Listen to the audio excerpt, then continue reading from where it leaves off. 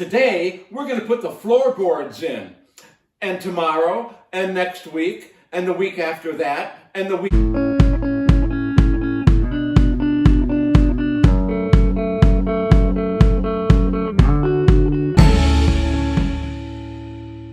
Welcome to Robert's British Cars. This is part 10 in the series Restoring the 1952 MGTD.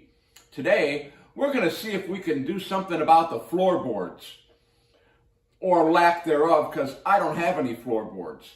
Floorboards are one of the items that the car didn't come with. They were missing. So I'm going to make some floorboards. It occurred to me that I could sit here and try to make a template of some sort out of cardboard or paper and then trace them. And then I started thinking, boy, if I could only find a set of floorboards for a 1952 MGTD, I could trace them. But where? Where could I find a...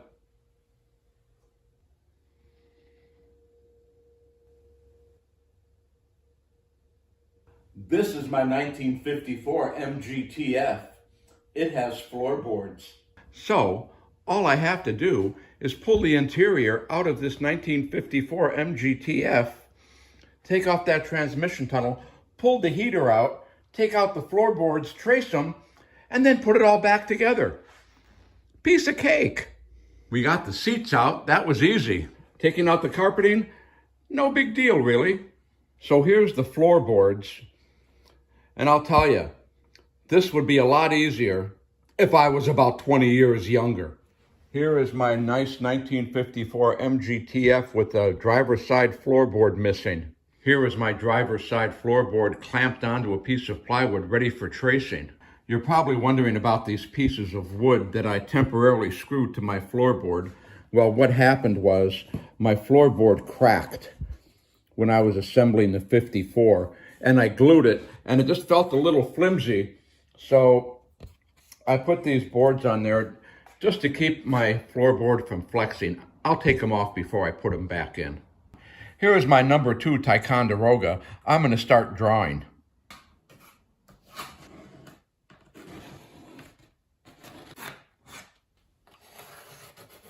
I am not going to take out the footwell. I'm just going to measure it and cut it as best I can. There's a picture of a floorboard on here. Well, I got my spare tire here to keep it from bouncing around too much. And I've got my saw, so I guess I'm going to start cutting.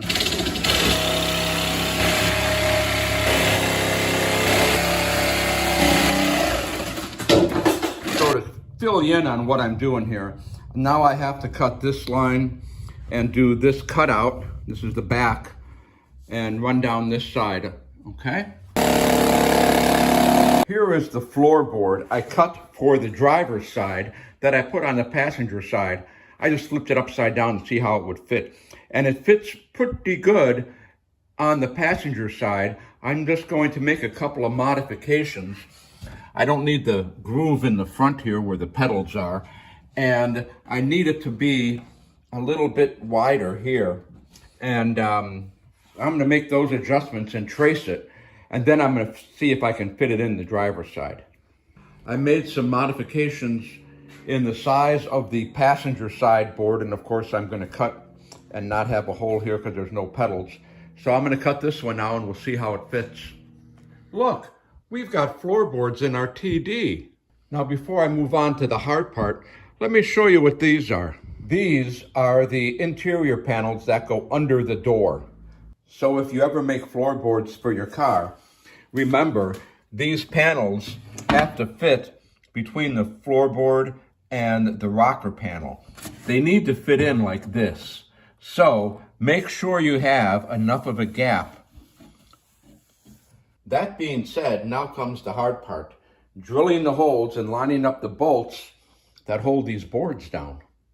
Before I put the floorboard back in the TF, I'm going to go around with my drill and I'm going to drill little holes in all these holes and hope that they line up with the bolts. I took the rubber plug out of the foot pan and I'm going to mark that and use it to cut the hole for the new foot pan. I just had an idea.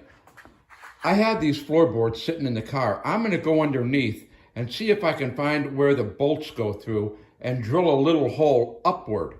Then I know where to drill the holes to put the bolts. As you can see right here, there's supposed to be a bolt that comes through the floor into that nut. So what I want to do is take my little teeny tiny drill like this and drill a hole up through the floorboard. So right here is where a bolt will have to go. So I'll just drill that hole out for a 1/4-inch bolt and move on to the next hole. That's what I'm going to do all the way around here. So here's where we are with the floorboards. Yes, I can get under there and I can drill through the nuts that are welded into the frame, through the floorboard to mark the hole to put the bolt through. The problem is all the bolts I have are 1/4 all the nuts in the frame are Whitworth. So I'm going to take my little friend and I am going to re-tap all of the nuts in the frame to match 1/4 bolts that I have. After I get done re-tapping the holes, then I can drill the hole in the wood. Then I can put the bolts through the wood into the nuts and install the floorboards. After I seal them with boiled linseed oil. Okay, I re-tapped all the holes, drilled holes in my new floorboards, and now I'm going to fit them in place and try to get the holes drilled for the bolts. Then I'm going to take the floorboards out and treat them with boiled linseed oil. While the floorboards are drying, I'm going to hook up the wires for the brake stop lights. I'll also fill the transmission with oil, and I'll put this clamp on the exhaust pipe. That's going to be a lot easier to do without the floorboards in the car. The boards are going in slowly. I am having a difficult time getting the holes to line up, especially here on the passenger side. It seems the hole in the drive shaft tunnel doesn't want to line up with the holes in the wood and is having a hard time communicating with the holes in the transmission cover, which really don't want to talk to the holes in the firewall. So it's just a slow, painful process. We finally got the floorboard cut out right. We got the holes in the right place. We got the bolts going in. So now it's time for the linseed oil. We'll give this at least 1 coat on each side, probably 2 on the bottom. And then we can get them installed.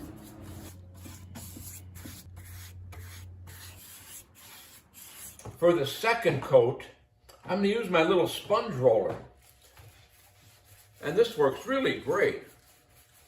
It covers nice and smooth, like anybody's ever going to see these ever again.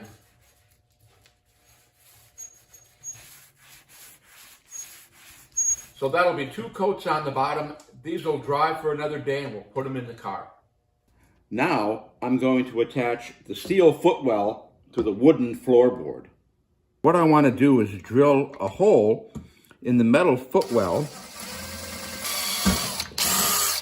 like that, and then I'm going to take this little brass nail and nail the footwell to the floorboard.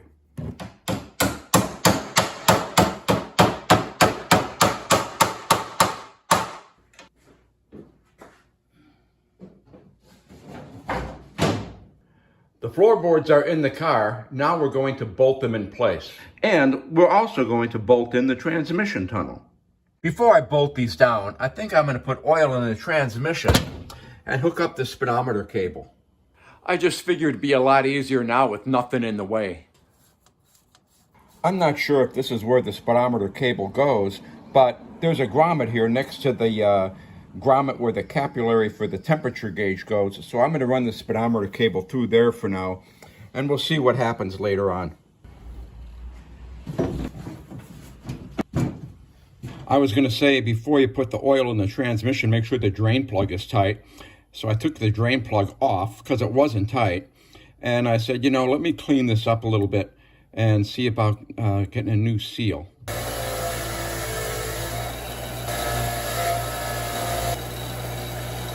So after a little bit of polishing, here's our drain plug and here's our copper washer. Let's go put these on the bottom of the transmission.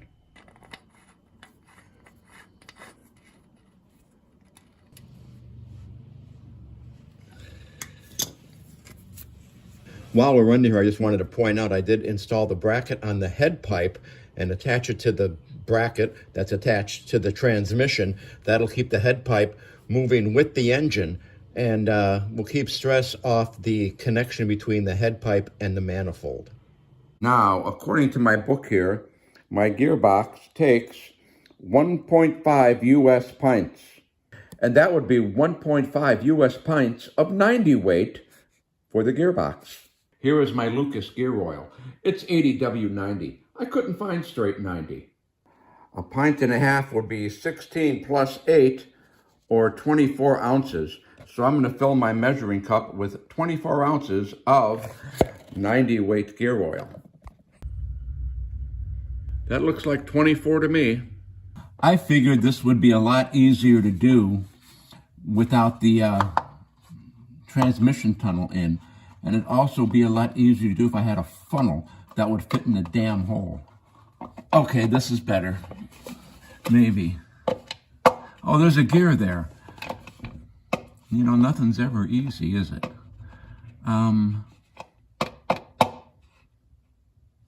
Okay. I'm going to have to hold this with one hand and pour with the other. Here we go.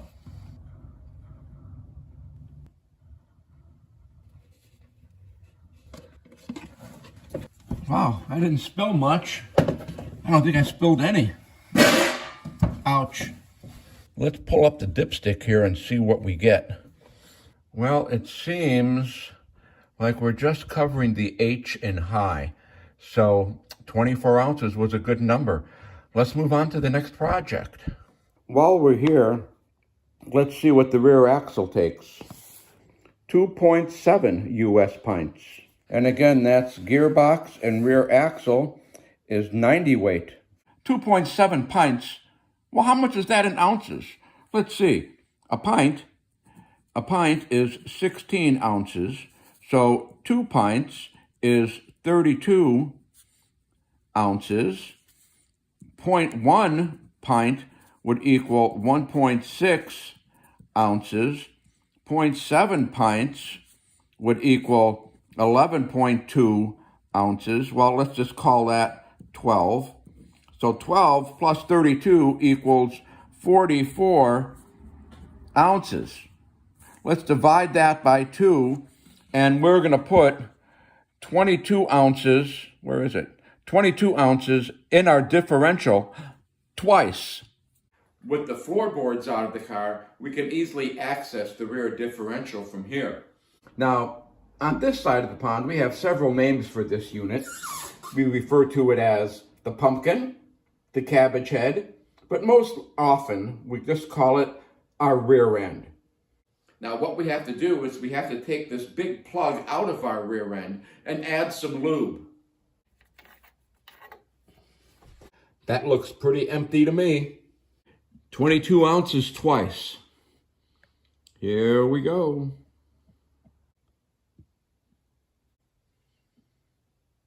Here goes the second cup.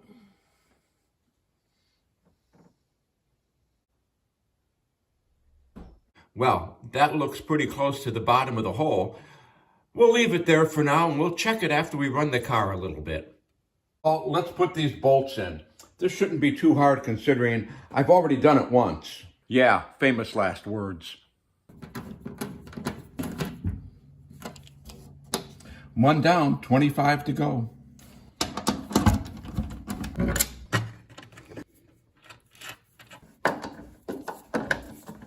Now, let's see about putting the tunnel in.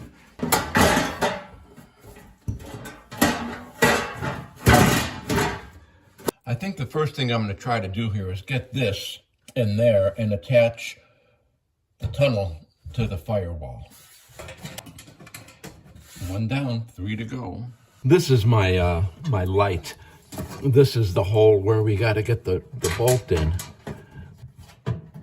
Okay, that one's in. One more to go. Now that I've got all 4 bolts in, I'm going to try to snug them up.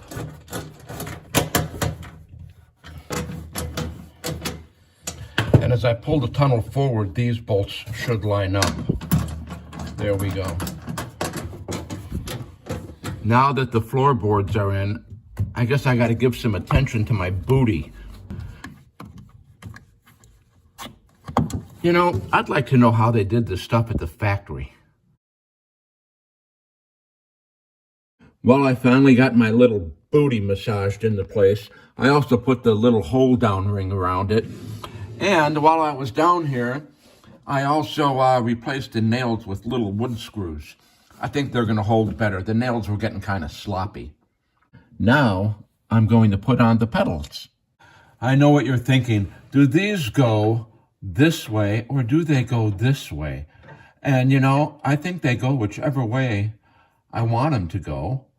And on the TF next door, they're this way. They're not this way. So they're going to go on this way.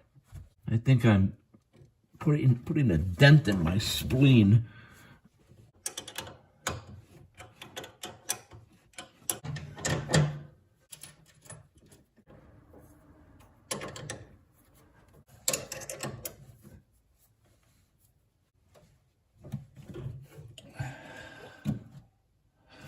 We have pedals.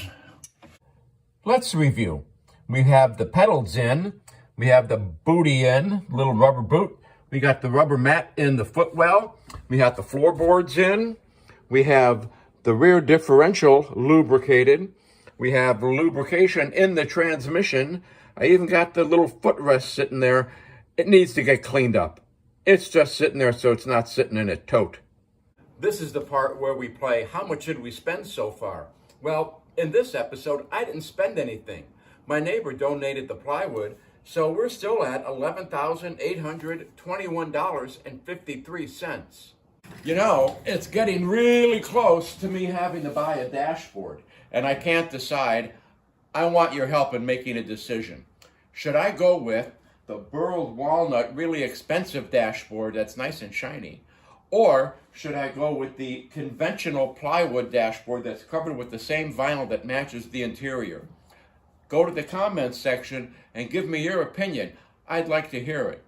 In the meantime, part 11, we're going to be repairing the carburetors, repairing the distributor, and maybe working on the wiring for the control box. So, be sure to join me for part 11 in the series Restoring the 1952 MGTD. We'll see you then.